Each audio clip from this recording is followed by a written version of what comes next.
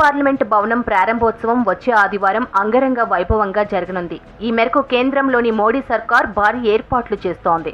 నూతన పార్లమెంటు భవనాన్ని ప్రధాని ప్రారంభించనున్నారు.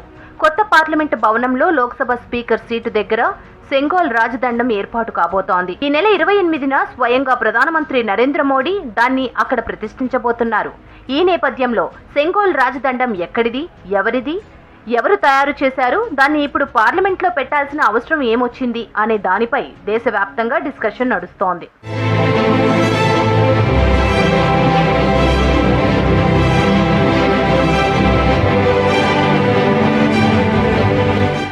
కొత్త పార్లమెంటు భవనం మరో కొత్త ప్రత్యేకతను సంతరించుకోనుంది.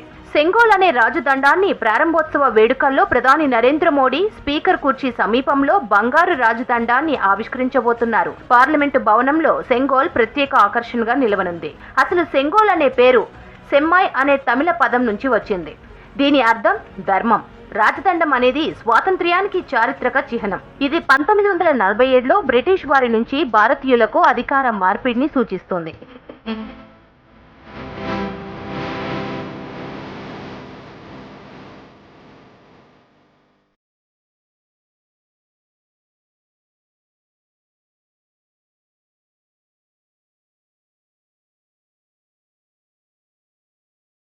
కొత్త పార్లమెంటు భవన ప్రారంభోత్సవం సందర్భంగా సెంగోల్ను ఘనంగా ఊరేగింపుగా పార్లమెంటు భవనానికి తరలిస్తారు. తమిళనాడుకు చెందిన నాదస్వరం అనే శాస్త్రీయ వాయిద్యాన్ని వాయించే సంగీత విద్వాంసుల బృందం ఊరేగింపుకు నాయకత్వం వహిస్తుంది. తమిళ సంస్కృతిని ఆలింగనం చేసుకుంటూ ప్రధాని నరేంద్ర మోడీ ఈ సంగీతకారులతో కలిసి నడవాలని భావిస్తున్నారు. తమిళనాడులోని శైవ మఠాలకు చెందిన అధీనం పూజారులు లోక్సభ వెల్లో ఉంటారు. పవిత్ర జలంతో సెంగోల్ను శుద్ధి చేస్తారు. ఈ పవిత్ర ఆచారాన్ని అనుసరించి సెంగోల్ను ప్రధాని మోడీకి అందజేస్తారు. కొత్త పార్లమెంటు భవనంలో స్పీకర్ సీటు పక్కన ఉన్న గాజు పెట్టెలో చరిత్రాత్మక రాజదండాన్ని ఏర్పాటు చేస్తారు. దీంతో భారతదేశ ప్రజాస్వామ్య చరిత్రలో కొత్త శకానికి నాంది పలుకుతోంది.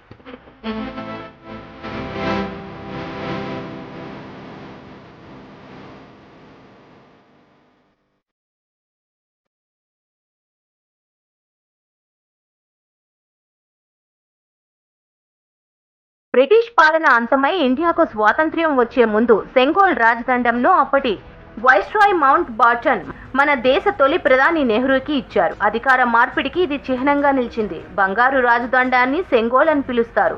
ఇది 5 అడుగుల పొడవు ఉండే సెంగోల్ పై న్యాయానికి ప్రతీక అయిన నంది ఉంటుంది. అలహాబాద్ మ్యూజియంలో ఉన్న రాజదండాన్ని ఢిల్లీకి తరలించారు. ఇండియాకు స్వాతంత్ర్యం ఇచ్చేందుకు బ్రిటిష్ వాళ్ళు రెడీ అయ్యారు. తొలి ప్రధానిగా జవహర్లాల్ నెహ్రూని ఎన్నుకున్నారు. అప్పుడు బ్రిటిష్ ఇండియా వైస్రాయ్గా లార్డ్ మౌంట్ బాటన్ ఉన్నారు. అధికార బదిలీపై మౌంట్ బాటన్, నెహ్రూ మాట్లాడుకుంటున్న సమయంలో రాజదండం ప్రస్తావనకు వచ్చింది. ఇండియాకు స్వాతంత్ర్యం ఇస్తున్నామని చెప్పిన బ్రిటిష్ ప్రభుత్వం తమ నుంచి అధికారం బదిలీ అవుతుందని, దీన్ని గుర్తుపెట్టుకునేలా ఏదైనా ప్రోగ్రాం చేస్తే బాగుంటుందని నెహ్రూతో లార్డ్ మౌంట్ బాటన్ అన్నారు. మౌంట్ బాటన్ రిక్వెస్ట్ ను ఇండియా గవర్నర్ జనరల్ రాజగోపాల్చారికి నెహ్రూ చెప్పారు. ఏదైనా సలహా ఉంటే చెప్పాలని కోరారు. అప్పుడు రాజాజీ తమిళ సంప్రదాయంలో ఉన్న ఒక విధానాన్ని నెహ్రూకి వివరించారు. ఏ దేశానికైనా కొత్త రాజుగా పదవీ బాధ్యతలు చేపట్టే టైంలో ప్రధాన పూజారి ఓ రాజదండం ఆయనకు అందజేసే సంప్రదాయం ఉందని చెప్పారు. చోళులు ఈ సంప్రదాయాన్ని అనుసరించారని వివరించారు. దీంతో అలాంటి రాజదండం తయారు చేసే పనిని రాజాజీకి నెహ్రూ అప్పగించారు. Sengol has been, yes, part of Tamil tradition. Anyone who has studied Tamil literature will know about Sengol. We are used to that term. It is something, it's called scepter in English, and it has been a tradition in many parts of India, North India also, Dharma Danda as it used to be called. So Sengol is something which is a symbol of transfer of power. The article says that Lord Mountbatten asked Panditji Nehru, what is the actual symbol of transfer of power?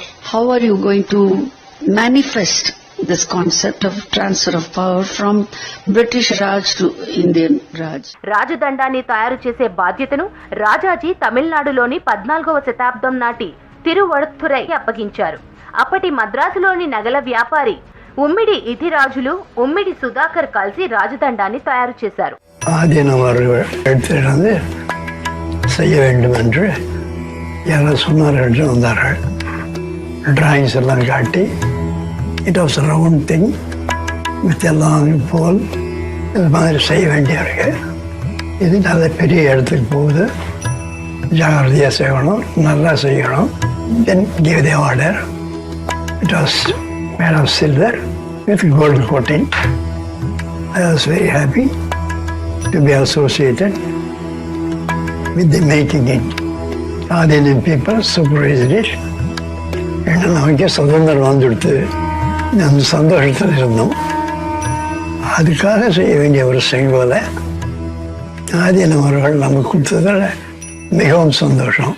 Sengol తయారు పూర్తయిన తరువాత ప్రభుత్వం తరపున ప్రత్యేక విమానంలో చెన్నై నుంచి ఢిల్లీకి తీసుకొచ్చారు. తిరువడుతురై అతీనం మఠానికి చెందిన 3 ప్రతినిధులు రాజదండాన్ని ముందుగా లార్డ్ మౌంట్ బాటన్ చేతికి అందజేశారు. తర్వాత దాన్ని వెనక్కి తీసుకొని గంగా జలంతో శుద్ధి చేశారు. రాజదండాన్ని ఊరేగింపుగా నెహ్రూ దగ్గరికి తీసుకెళ్లారు. 1947 ఆగస్టు 14న రాత్రి 11:45 నెహ్రూకి అందజేశారు.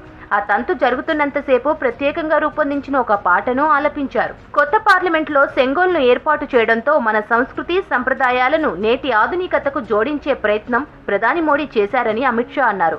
సెంగోల్ అలహాబాద్లోని మ్యూజియంలో ఉందని, దాన్ని కొత్త పార్లమెంటుకు తీసుకొస్తామన్నారు. చట్టబద్ధంగా పరిపాలన సాగించాలని కోరుకుంటున్నామని చెప్పారు. మర్చిపోయిన చరిత్రను గుర్తు చేసే ప్రయత్నంలో భాగంగా ఈ చారిత్రాత్మక రాజదండంపై దృష్టి పెట్టామన్నారు. वही क्षण था जब पंडित नेहरू ने सेंगोल को स्वीकार किया, जब हम जिसको स्वतंत्रता कहते हैं, इसका सटीक स्तन था। इस अनुष्ठान का उद्देश्य इस तथ्य का स्वीकारीकरण है कि भारत में विदेशी शासन भारत के लोगों के पास एक ऐसी आध्यात्मिक प्रक्रिया से आई जो प्राचीन और भारत की सुदृढ़ परंपरा है। पंडित नेहरू ने इस अनुष्ठान के संपादन के लिए दक्षिण के मठाधिपति को स्वीकार कर आगे चले, जिससे पता चलता है कि उनका उद्देश्य भारत की भावात्मक एकता और అప్పటి సెంగోల్ తయారీలో పాలు పంచుకున్న వాళ్లను కొత్త పార్లమెంటు ప్రారంభోత్సవానికి ప్రత్యేకంగా ఆహ్వానించారు. ముఖ్యంగా 96 ఏళ్ల ఉమ్మిడి బంగారు శెట్టి వెరీ స్పెషల్. 1947 ఆగస్టు 14న నెహ్రూకి సెంగోల్ను అందించే కార్యక్రమంలో శెట్టి పాల్గొన్నారు.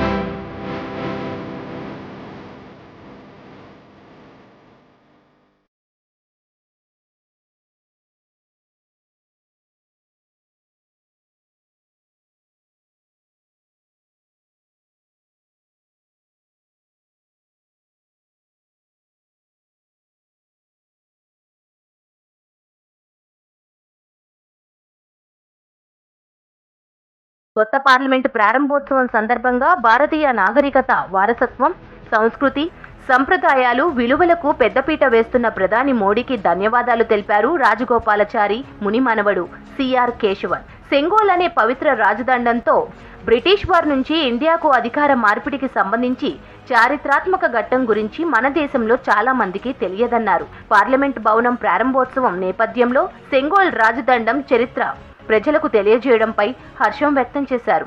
This idea was very well received and welcomed, and they decided to do it. So the responsibility again fell on Rajaji to, do the scepter and ensure that this happens. Rajaji immediately contacted the Tiruvadurai Adinam. The Tiruvadurai Adinam, as you know, is in Mailadurai now. Ensured that a nice Sengol scepter, which was made of silver, 5 feet with gold plating, it had a Nandi, which symbolized truth and justice and Lakshmi wealth, and that was made. Once it was made, when the day of freedom came, just 15 minutes before August 15th in midnight, the government flew in a special plane. The Swamigal couldn't go, so he sent his representative on his behalf, and there was an Oduvar,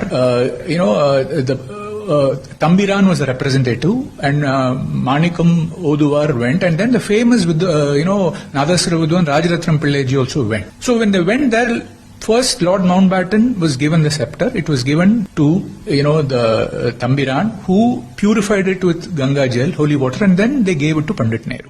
దక్షిణ భారతదేశానికి ప్రత్యేకించి తమిళనాడుకు చెందిన 24 మంది అతీనం మఠం అధిపతుల నుండి సెంగోల్ రాజదండంను స్వీకరించనున్నారు ప్రధాని మోడీ.